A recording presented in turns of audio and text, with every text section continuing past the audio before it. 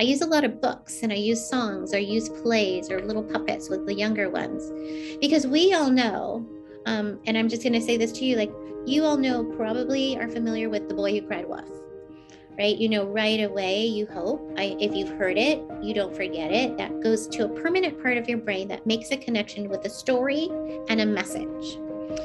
So your brain learns best and it receives well when it's not being interrogated or shamed, and we've learned that. So when I tell with stories, children listen, and they put it into a part of their brain where it makes sense, and they can process it and digest it much quicker and easier.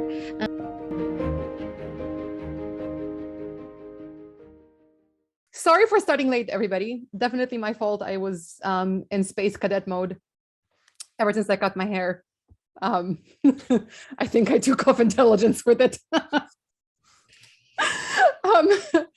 But welcome to our webinar. I will vanish. It is today we have lovely experts in things that I will learn about, just as you will. But before I vanish, I wanted to say that there's an opportunity to meet in real life, which is crazy because I've literally ever met Ram and Pranav, who are both in this particular meeting. I've never met anybody else, but I'm going on a holiday to London, and I decided, I'm like, I'm going to be somewhere anyway, might as well see if I can meet some of you lovely people. So if you are in London or plan to be there on the 23rd,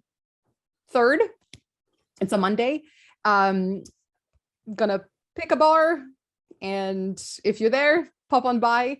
The event listing is on Coachnook. So if you haven't registered on Coachnook yet and you want to attend, please go to coachnook.com and RSVP to the London event. And if you are in the Brussels area, I decided that why not? Trains are a blessing. So I'm going to hop on a train on Tuesday morning, the 24th, see whoever wants to pop by. The same thing, some bar somewhere near Central Station in Brussels, and then I'll go back to London. So please come say hello, bring your friends. Let's have a coaching nerd out. Yeah, awesome. Okay, Ram, your webinar, over to you. Yeah, hi. Welcome to today's webinar, which is on social and emotional learning. We have Sharon and Pranav, and Coleman also will be interacting. Sharon specialized in what's called ACL, social emotional learning. And I also understood recently that it might be called ASCL, academic social emotional learning, because it's primarily used in educational settings at this point in time. So Sharon would take us through quickly in terms of her background briefly, and then in terms of what ACL is about. And those of you who are coaches, how could you possibly get involved in terms of doing that, either personally with your own children and relatives and friends and so on, or their children, or as coaches, is there something that is specifically that you can do? So we would focus pretty much on the application part of it for a large part of this. So Sharon, I turn it over to you. If Pranav, many of you probably would know, Pranav, if you can briefly introduce yourself and pass on to Sharon as well. Sure.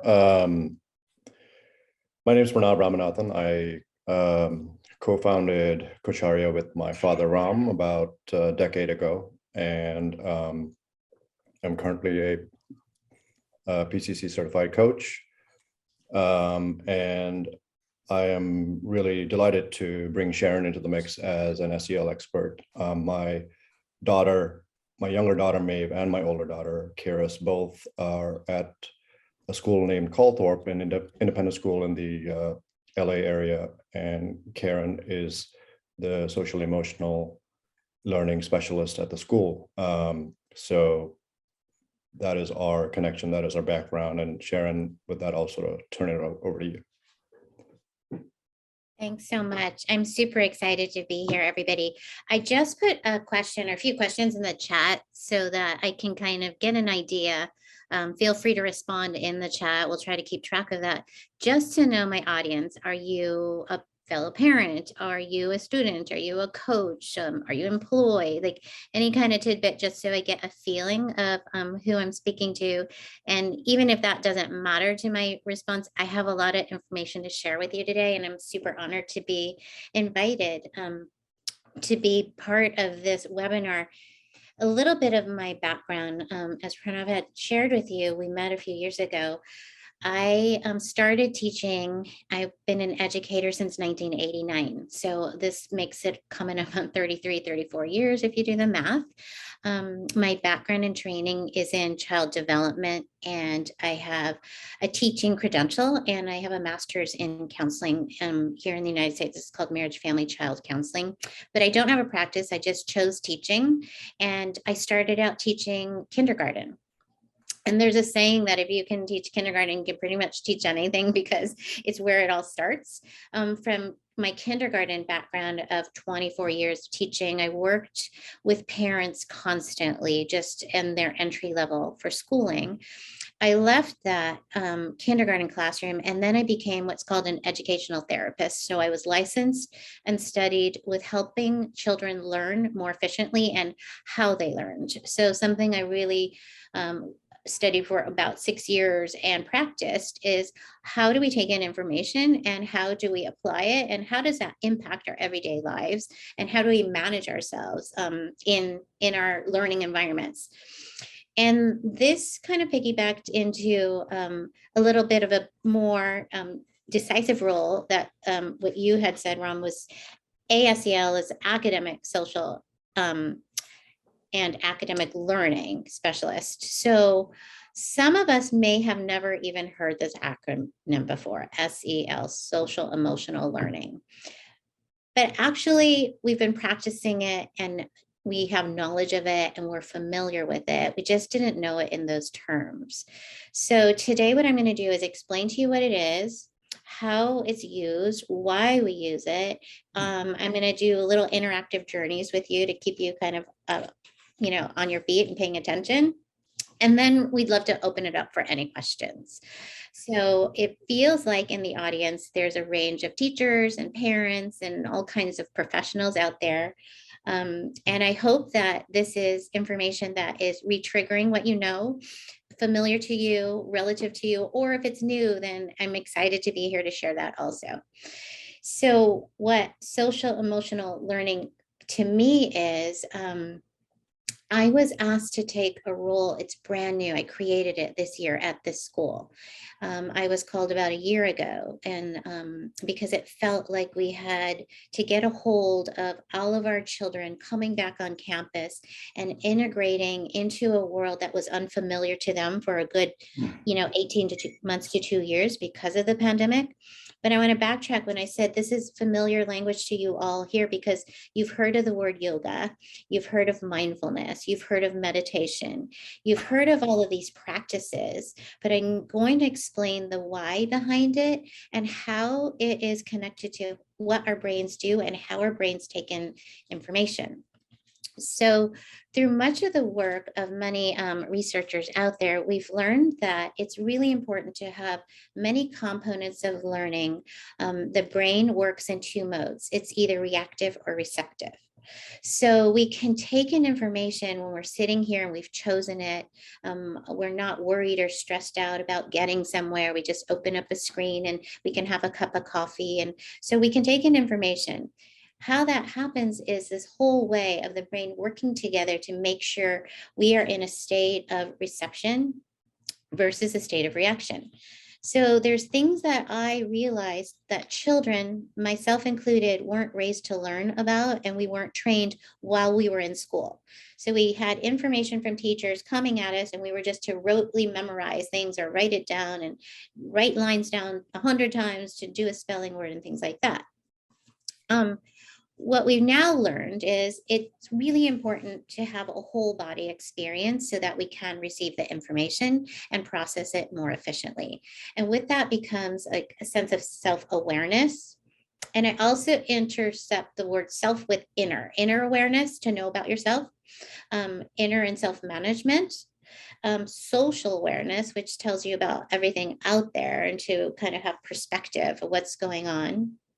to build relationship skills, and to also form responsible decision-making skills. So you can imagine as a small child, even from preschool on, this is where we do a lot of the work because we get a baby in our arms, we take them to a preschool, we have parenting skills at home where you're teaching them to walk and talk and interact and smile and clap. You do all this when they're like fresh out of the womb. Those first few years, everybody works really hard at that. And then they go to school and kindergarten, preschool is when we continue that. And as they get older, we sort of forget and we wean off of that. And we just give them their assignments and their output. But what we haven't really done is built that firm foundation longer in their earlier years to really get those perspective taking skills, the social skills of interacting with another person, to have reciprocal conversations, to understand what it's like to take in information verbally and process it and then put it out in the world in a sentence. So what we're noticing now is that a lot of these kids are leaving the earlier school years in elementary, the formative years to age 12, going to the teenage years. And then we understand how brain is developing, and it's not always a hormonal reason why teenagers behave the way they are. We're just really learning about how the brain interacts, integrates, and is applied as a person that makes you a successful adult. So a lot of the information that I share here at my school, at my job, I teach the children in every classroom of the work I do. I teach them how their body and their brain works together. I do parent education because without that partnership from home, it's not always going to land if we don't have the same language in the background. And I also teach the teachers because many of them are new coming out of school with a freshly minted credential to teach, and they may not have learned this in school. And many of us are old and we apply what we know from how we were raised, and then we don't know the current trends or the current research of what's going on. So I have three pieces of the pie that I work on: the child, the student, the teacher, and the parent. And that holy trinity really helps helps us, facilitate this type of learning. And I'm a fellow teacher. I've been one for decades now, and I know what it's like to be a teacher and to have more things added to my plate. What's this newest thing? And it's really my thought of not adding to a plate. This is the plate.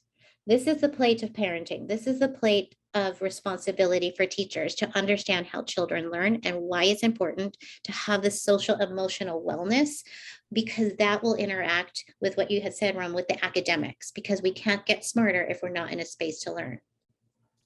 So really quickly, I'm going to take you through an experience. I'm going to ask you to do something. I can't see you all, but I'm trusting that you can do this. I'm going to give you directions, and I'm going to say it one time. And then I'm going to see, I'm going to give you a time on a clock, maybe about 10 seconds to execute my, my command. So here we go. With your non-dominant hand, I would like for you to write your name in the air with your index finger.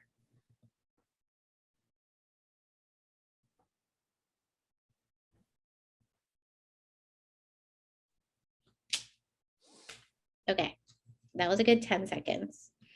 And I can't hear a lot of people, but I'm imagining, because I do this often, what you might have gone through. My intention was a simulation of what it's like to use your brain the way you don't typically do it, which is the life of a child every day from the minute they wake up. Their world is new. Everything they do is new. Put on your shoes, put on your jacket, get in line, buckle up your car seat. All these commands we're giving to them, and we have this automatic way of thinking ourselves as parents, as guidance people, that they can do it. But it actually takes a minute or two to make those connections. So the simulation I gave you is, what did she say? Non-dominant, index finger, is somebody watching me? All the ego kind of puts into play because we're adults. That's where we naturally go. Children don't do that because they don't know any better.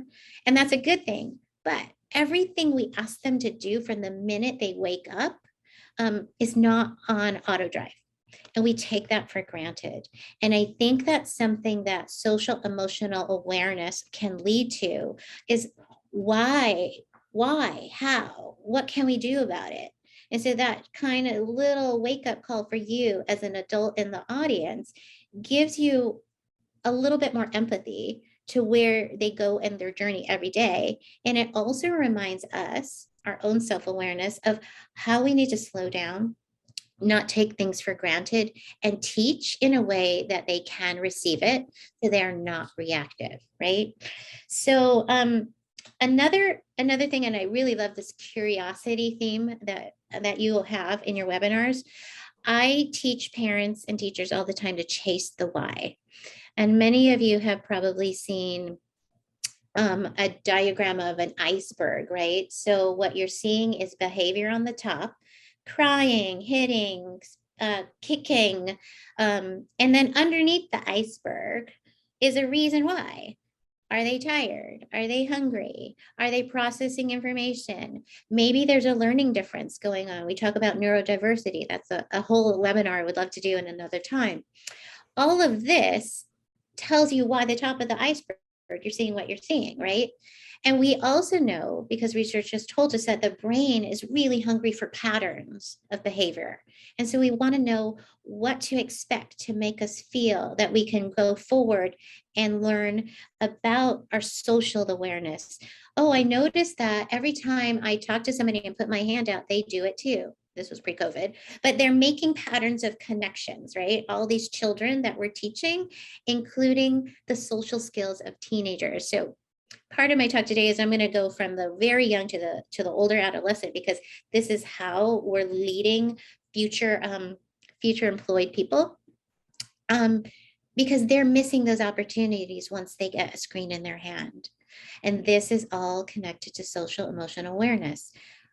Can they read cues, social cues? Can they figure out social patterns of interacting with another person? Do they know what a tone is? What does that word even mean? Because if they're texting all the time, they miss all those little nuances of connection and what that means to another person when they receive it. When they're on screens like we are, without a mask, can they read facial cues? All of that is the teaching that I do in these classrooms. One thing and one way I teach the most, and that has the best benefit, is to teach with stories. So all of those topics I taught you about, relationship skills, responsible decision making, I use a lot of books, and I use songs, or use plays or little puppets with the younger ones, because we all know, and I'm just going to say this to you, like, you all know, probably are familiar with The Boy Who Cried Wolf, right? You know, right away, you hope, if you've heard it, you don't forget it. That goes to a permanent part of your brain that makes a connection with a story and a message. So your brain learns best and it receives well when it's not being interrogated or shamed. And we've learned that. So when I tell with stories, children listen, and they put it into a part of their brain where it makes sense, and they can process it and digest it much quicker and easier. This is one book I'm going to show you. It's called The Beautiful Oops. I know it's on backwards, but it's all about mistakes. And if you have this book, like, you can buy it anywhere, it tells you what you can do with a mistake. And then I would follow up a lesson with a story with, like, oh, well, if we make a mistake, what happens?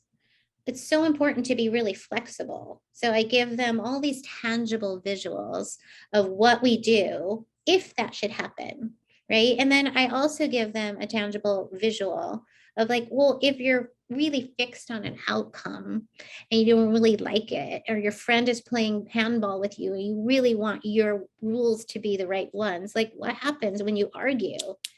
That rigidity breaks, right? So then I have this tangible way of showing children from a story, and then I put it into their everyday lives, because I'm always watching them. And then I explain that with this rigidity, sometimes you're worried that you can't put it back together, but you can. You can, and it's called repair. And when we repair something, sometimes it's even better than when it started. Repairs can be so strong, and you can remember the mistake that you might have done different. And then you also have choice of receiving and giving what's called a repair, an apology. So I want to enable children, teenagers, adults of the powers of social emotional learning. What's flexibility? What's rigidity? What does it take to be a friend? What does it feel like to be a friend? How do we feel felt? And then I'm going to go a little bit further, if you guys are still with me, to show you that I do teach about science and the brain to all children. I teach them that this front part in your brain, I'm going to do a little brain model or put my thumb in here. This is the prefrontal cortex. And this brain is like, this is my brain model. This is your spinal cord. Your prefrontal cortex is the part of the brain that teaches you about your emotions. And many of you may have been familiar with a movie called Inside Out. So all of your emotions are stored and developed in your prefrontal cortex, so PFC for short. And this starts learning and growing and making connections from birth, but it actually continues to develop to give you a conscience, to give you a sense of right from wrong. It's sort of like your morality is being developed by looking around and learning from your models, who are your adults around you. And it continues to become that way. They used to say your PFC, your prefrontal cortex, would develop until age 21, 25. Now we're learning that it actually continues to develop till age 30. There's possibly a gender difference. We don't know. I don't want to make any assumptions, but we know this has changed because of technology. Because we haven't, it's like a muscle, right? You use it or lose it, but you don't also develop it. When we have children who are looking on an iPad or a screen, they're not really interacting with another person. So their auditory reception has been impacted. Their visual reception has been affected. And so all of those things that are not happening the way we typically were raised, they don't know how to wait for a show. They can swipe and stream. We would have to wait for a commercial. I would have to wait every Saturday for my favorite show to come on. There were certain ways that our brain pathways were developed that children don't have access to now. And this is global. This isn't just in certain countries. This is pretty much everywhere. So I do teach about the brain, and I'm going to teach you another visual that I do with the kids so that you can get a connection to what I'm talking about. So I tell the children every day we wake up with our brains completely ready loaded. That is if you've had enough sleep. So imagine these popsicle sticks are your brain just ready to go. I wake up at 5:30 a.m. every day. If I don't have coffee, I'll like, I might be a little wonky. So a few sticks of mine are not working, right? So I do have my coffee and I get my sticks back. I go to work and I try to find parking and I couldn't find it. I had to like park 4 blocks away and I had to parallel park, which I'm really not good at. So I lost a few sticks just before I got to my office. So, it's 8 o'clock and you can see I've got a couple meetings going on. This is a day of the life of an adult. And this is me like, pushing through some meetings and I'm hungry, but I don't really eat lunch. But that's okay because I can grab a protein bar in the car ride home. But I do have a long commute. And so by the time I get home, I have a teenager. I forgot to tell you I'm a mom. I have a 15-year-old and a 12-year-old. And there's all kinds of questions or drama or what's going on and what's for dinner. So by the time I go to bed, I hope I have a stick left, but sometimes I don't. And then I forgot to put the laundry in the dryer. And so I tell my husband, please, I don't have any sticks. Can you please help me? And he's like, okay. So then I get a couple sticks and I go to bed, right? And I start my day over the next day. And so you kind of get the gist of what I'm talking about as an adult, where I understand myself. I have the capacity for self-awareness, self-management. I have social awareness. I have all these skills I've built. Children come to us any age. They wake up with this. You got a teenager in your house, they wake up, they look at a text, something happened while they were sleeping, and they might like start their day like this because that's the world they live in. right? They could get to school and figure it out. Okay, I'm okay. This isn't so bad. I've got a test. I've got this. Teenagers go like this all the time because of their brain and their pruning of their brain, which is another conversation I'd love to have. Smaller children, younger children, they come like this. The toddlers to age 5 or 6, they're super awake. I want to do this, mommy. Can I wear this to school? I like my lovey. Can I get in the car? Sure. Oh no, we have to leave that at home. And then you have a meltdown. They get to school, their teachers help rebuild it. By the end of the day, they played with friends. Maybe somebody didn't share. By the time they get in your car, they're crying. They need a nap. They want a snack. And a couple of crackers later, something like a popsicle will bring that back. In the elementary school, you have different types of brain connections and the reasons why they hold on to their sticks or they don't and how they replenish it. We have something called the zones of regulation. And when you're all loaded up, that's a green state where everything is receptive. But when they're not in that zone and you lose your sticks, I call that, and this is Dan Siegel and Dr. Tina Bryson's work also I'm referring to. We call that a red zone or a blue zone. And the red zone, you've heard of this, it's fight, flight, where they cry or they run away. Then you have the blue zone, which I call like freeze, forget. But I'm going to add fib, which is another thing of lying and wondering like why children behave the way they do. And that's when I refer back to the chase the why, the curiosity. Oh, I wonder why they were shouting so badly. They're just going to defend their space so they can get back to green. Everybody has a reason to do what they do. It's our jobs to be detectives and understand the why behind it so that we can actually help them navigate these social roller coasters that they're going through all day, every day, and build that resilience of being comfortable with being uncomfortable, of understanding that if I ask for help, somebody hears me and they're going to answer me and give me some ideas so that we're giving them agency over their own selves at this really early age, right? So once they understand how they work and they understand that this is, I don't like to use the word normal because that means they're not normal when it does happen. I like to use typical. It's typical to be upset when you don't get your way. But what can we do? And why does that happen? Right? It's typical for a toddler to cry over a broken cookie. It's also typical for parents to try to rescue them and say, oh, that's okay. Don't worry. We have another one. Here's some more. Don't cry. It's very, very typical and usual for us to tell them how to feel.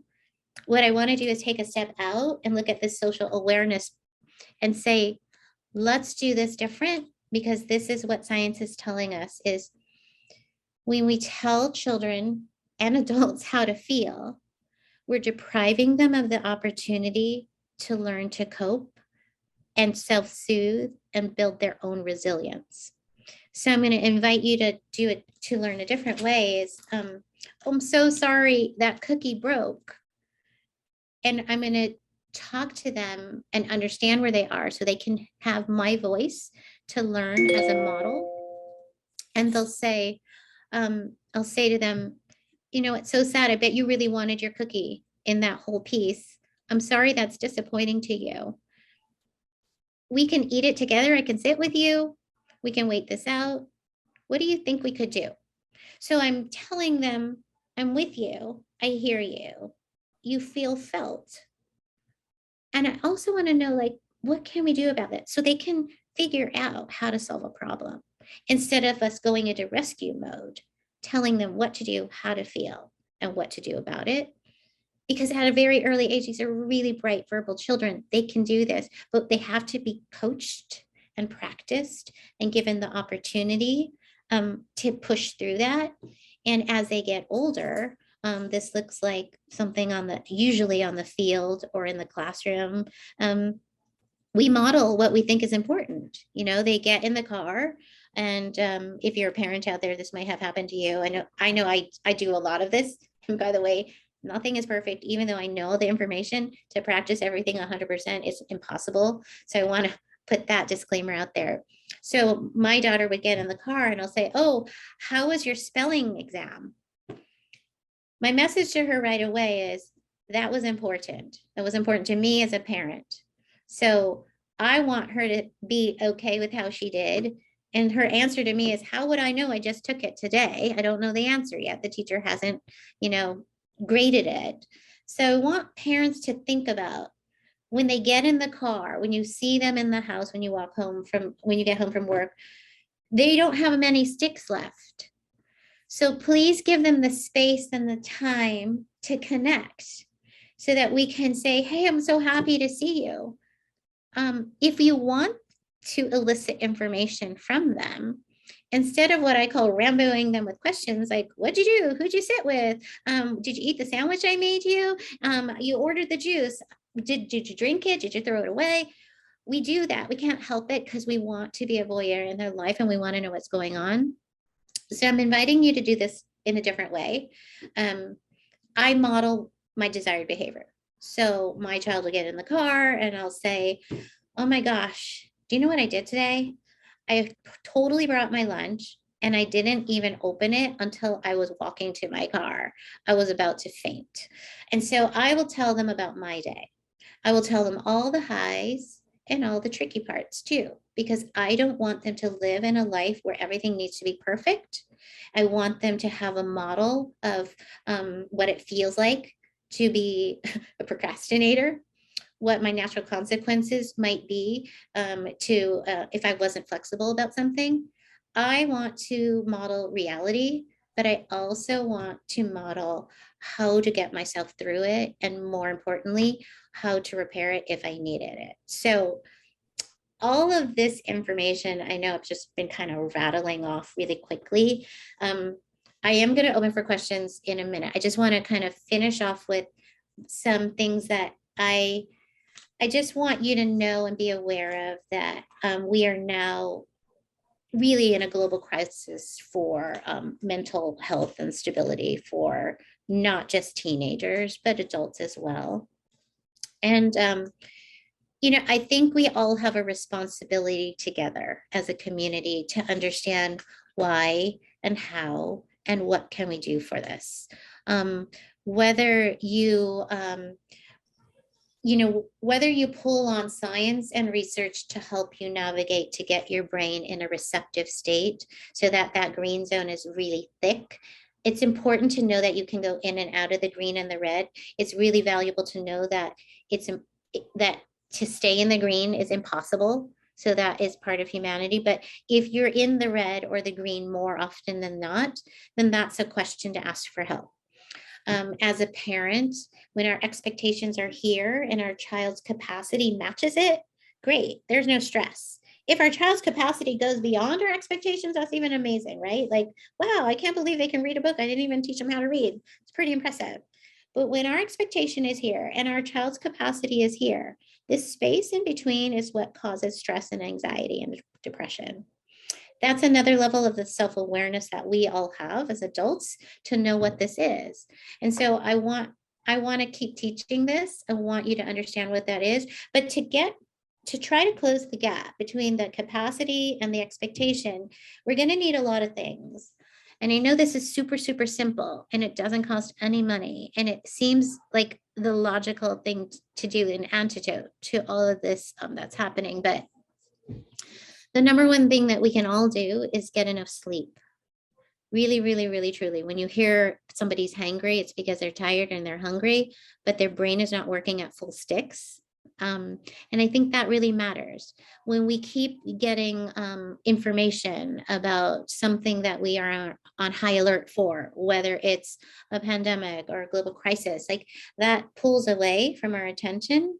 And so that's why we keep hearing about self-care and self-awareness, but I want to call it inner awareness and inner care more than, because I don't want it to sound selfish, like, oh, I'm taking off work to go to the spa, like I want you to feel like it's really purposeful. And another antidote or a support system for all of this that we're going through is to practice service, to be of service and to be of purpose. So to model it all the time, if you're at the grocery store, to put the cart away, because that will help somebody else's job. You know, to not just give, you know, cards to people that we know all the time, but to other people of service at the gas station, you know, the Valentine's card, or people who you don't know, to just do these random acts that won't become random anymore, because it's who we are. It's part of our DNA to be caring about other people. What can we do with our time, instead of being on these screens, to model it for our children and to be who we want them to be? And sometimes it takes an extra thought, and sometimes it doesn't, but to think outside the box every now and then, to just provide those opportunities for our children as they grow older, because they will become our future leaders, and they will become part of who we work with and for. But just to take a look and say, you know, how are you doing today? But to listen to their answers, because sometimes we just say it, and we don't really listen. And a lot of times I think they just say something back because they don't know you're listening. But to chase that why and say, oh, I'm glad you're feeling fine today. You know, was yesterday good too? You know, and sometimes I'm just so busy in my world that I don't stop to think about that. But I think it's really important to practice. So with that, I don't know, that was a lot of information, and I just kind of spewed it out at you, but I'm happy to answer any questions and go deeper into anything that I may have just skimmed the surface with. Yeah, Sharon, I mean, first of all, thanks a lot. It's the most amazing, simple, non-intellectual, non-BS bits of information that at least I have listened to for a long, long time. Thank you. And many people on the chat, this is what they're saying, that it's how it's relevant to what they're facing. The question that I have really is that, and I love this analogy of the popsicle sticks, especially after these 2 years of pandemic or more. Many of us are left with very few, whether adults or children or in between. Now, what you said, absolutely, in terms of doing acts of kindness, service, compassion, etc. But when someone is going through these really the red zone issues, and they're depressed or whatever is really happening to them, how can another person, assuming that, let's say, I as a person is not in that zone, hopefully, and what is it that I can do to help that person to get out of the blue or the red zone into something more palatable, more effective, more empowering? That's such a great question, because there's a couple ways to answer that. So there's some red zones, and I'm going to tell you about some experiences that I had that maybe can help people here too, that are true red, like, for example, a panic attack, right? I've had children in elementary school actually come in a panic attack. They can't truly catch their breath. What we call the part of the brain becomes hijacked. The amygdala gets hijacked. So it doesn't feel right in that moment to talk to them through it with those 4 S's, I call it: soothe, seen, safe, and secure. In that moment, that's a high fire moment, high red zone. I really use the 5 senses. So I'm going to grab this, actually, this bottle. All the children in my school and people I work with are familiar with just being able to have your visual or your tactile being distracted so that you can calm down. So if I have a kid who's coming in, or they'll call me to them on the yard and they're just like hyperventilating and crying, I will bring something like this, which, if you can see, it's like a sparkle bottle, right? So I don't have to talk to them. They know the drill because I pre-taught them already that this is your brain, what's happening. And it's just really like on fire. and they'll just visually look at it and it will calm them. And I just had a girl here 2 days ago, and she was a fifth grader. She was 11 years old and just really panicking. I don't even know why. And I never ask. And I don't say this, calm down, take a breath, because if they would, they could. So that's just kind of a word of advice. It makes them feel worse because they're like, I know I want to do that. I really can't. So it scares them more. So to just put a calm hand on them and help them get their breath back by giving them a tool to do this with. I also have, and you can get this on the internet. It's a breathing apparatus to help them. What I do is I do this and they physically slow down with me. Okay, so this is another tool that we easily can access.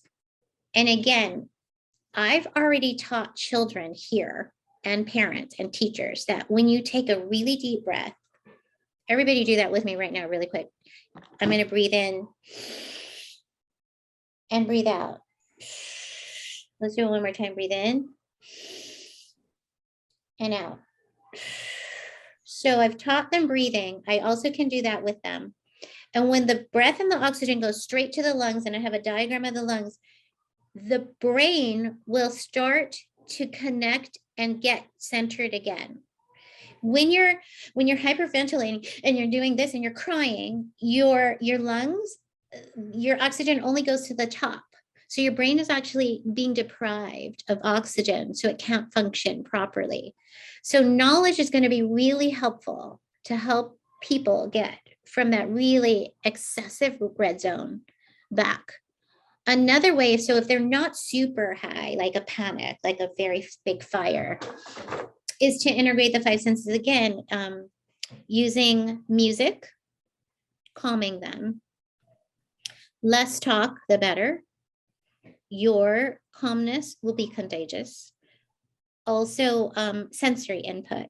That's why we have these diffusers in people's lives or in the spa. It smells like lavender, but it also makes a logical connection to your brain. If you smell chocolate chip cookies, if you smell a perfume that reminds you of your parents, that's why little children and toddlers have loveys.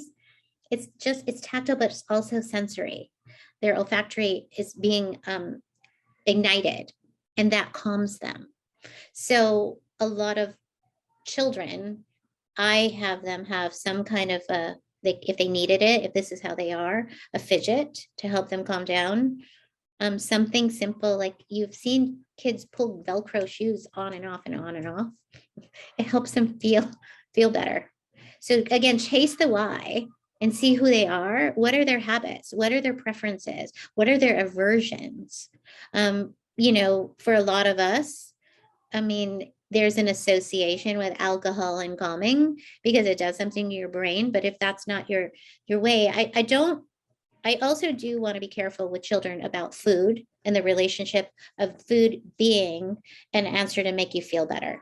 So that's another different topic again. But I want them to learn how to self-soothe and have access to their own body, even if they don't have a breathing ball or a sparkle jar. They have their hand, and they also have methods of looking around and making themselves know how to feel better.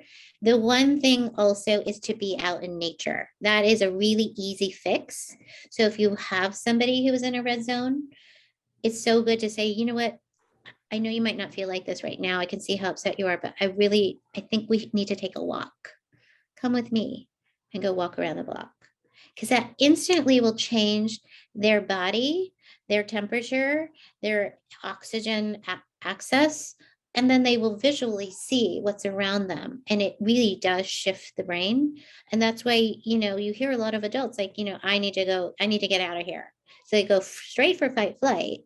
And then they're actually in another area, which will bring them back to that green. Does that help a little bit? Absolutely. Komal, Pranav. That's an incredible primer on SEL. I had the benefit of understanding the concept through a youth training program at Cocharya. And some of my classmates may be on in the audience, and a shout out to all of them. And there were several concepts that really kind of resonated for me. And as I think about them, I don't know that we have enough time to go through each one of them, but maybe we do a series of talks around this. You touched on the growth mindset, the adolescent brain, the psychology, the sense of self, what happens in times of crisis like COVID. There may be some in the audience that are in a different segment than you were focusing on, which is K through 6 primarily. What are your thoughts on how that shifts when we're dealing with older children, teenagers, young adults, and even adults? Yeah, that is really, like you said, I think it's so important for us to know the brain development, because as I said, the prefrontal cortex actually keeps developing till age 30.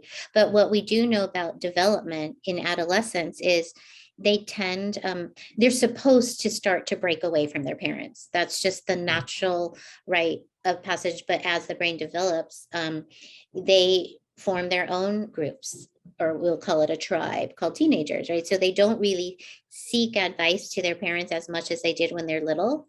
They're not receptive to us telling them what to wear.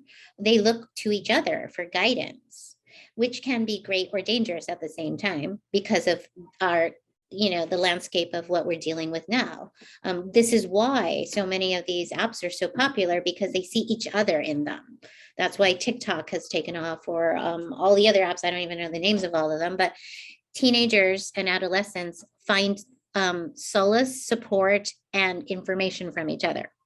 So it's really, really important that we get out there to have them learn.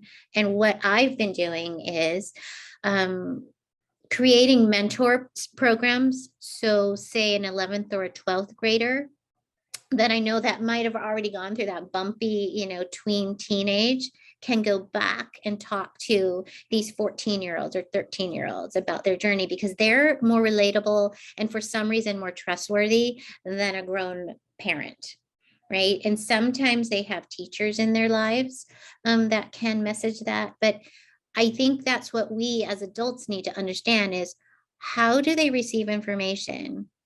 And what is the best way to get to them?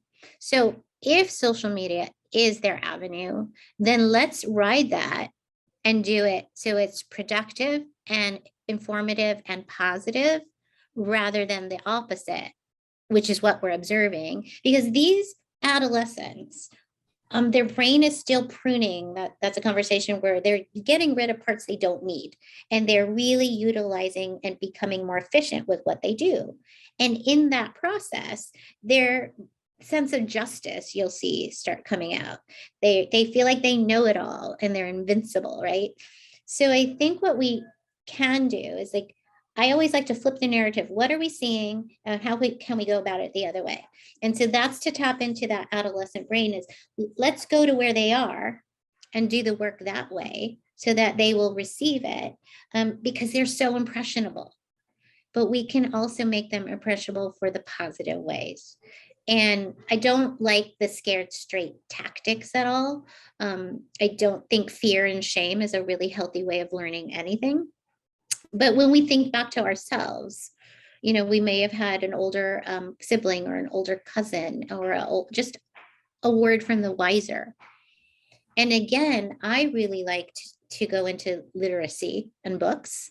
And there's some really fantastic authors out there who know the youth brain and what their stories are sharing, that can teach through stories and morality and modeling. And then I really want to invite the whole coach field, not like Cocharia, but more like sports coaches, because being on a team, whether it's swimming or soccer or lacrosse, whatever your child might be, is really valuable. And if it's not a team, it's an art. If we can really encourage them to have something outside of just school, so they're not just isolated by themselves, I think that's going to really produce more, because you can teach through art, through music, through dance, through sports, through, all those efforts. Thank you. A question popped into my mind while you were talking about that, which is sort of maybe existential in a way, but what about those of us that have not benefited from someone like yourself in school, which is probably 100% of us, I'm guessing, at least those in the Gen X to baby boomer category. Is there no hope, or is there a way we can tap into this ourselves so that we can better understand how to then project it and to work with our children and the generations below us? There's always hope. And I know you guys all know that. So here's what I am learning and noticing. I came to motherhood late in my life. And before that, I was always committed to learning and being a lifelong learner. And then once I had a child in my hands, like, oh my gosh, there's no manual. Even if you took a class, it doesn't even come close to like the humility of what parenthood brings you. So that automatically just throws you into curiosity mode and detective mode, right? You have to survive with this other thing in your house, human, living creature. So that, to me, you have access, which I didn't have growing up, our parents didn't have, to technology, which will Google anything you need. Do I use diapers? Which book is good for that, right? So you have podcasts, you have Kataria, you have TED Talks, you have access to so much information, but it's almost like drinking out of a fire hose. It's so much, you don't know what. But to look around or surround yourselves by people who you feel model what feels stable and healthy. You know, if you work with somebody who's constantly, suffering from a breakup or a relationship or something like that, it's like, well, you might not always go to them for the advice for your situation. Go to find a mentor is what I'm trying to say. It doesn't have to be me or like me. There are people everywhere you look as your mentor. And you have to be comfortable with that. And then I also want to say that if you don't have children, that's okay too, because the world is wide open for you to learn out of curiosity, which is why we're here, because this is interesting to you, because we are all humans and we all have to work together. So it doesn't matter if you have a child or raising a child or teaching a child, you still work with people who were a child once upon a time, and now they're grown adults, and now we have to learn to be with each other. And a lot of my conversations I do with parents is reparenting who they were because they weren't raised this way. And it's not anybody's fault. When we know better, we do better. And a lot of things that we do are culturally affiliated, right? I was raised in an Asian home, and so I am an American fourth generation, but there's a lot of traditions that I noticed and I still think about, and it's still like bells go off. And I also think there was great reason for it, and I respect it, and I still follow it. So in that individual self-awareness, that matters to me, and I want to be respectful of that. So, a lot of us are just going back in time of like, oh my gosh, my parents never talked to me like this. My teachers, one thing, teachers, I redirected them recently, and it's been a big hit, is they used to say, you get what you get and you don't get upset. So our whole school has abolished that. And they do say this, you get what you get and you might get upset. And I don't even like to say the get what you get part, because it sounds so mean in that tone, but you might get upset. We want to really embrace that you can have a feeling and not to bury it. So I think there's hope, because soon this should be contagious, I hope, too. How can it not be? It's science-based, it's spiritually based, and it makes so much sense. And I think our climate, environmentally and socially, is making us not, we can't avoid it. We can't afford to not learn this stuff. It's almost like the universe is telling us the time is now. We really, really can't ignore this anymore. This is what we need to do. Like I said, this is the plate.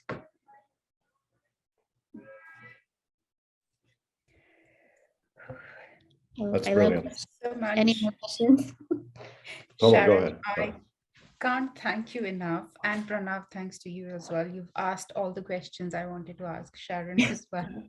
So I don't have any more questions, but just I'm a mom of two. One is teenager, the other one is 10.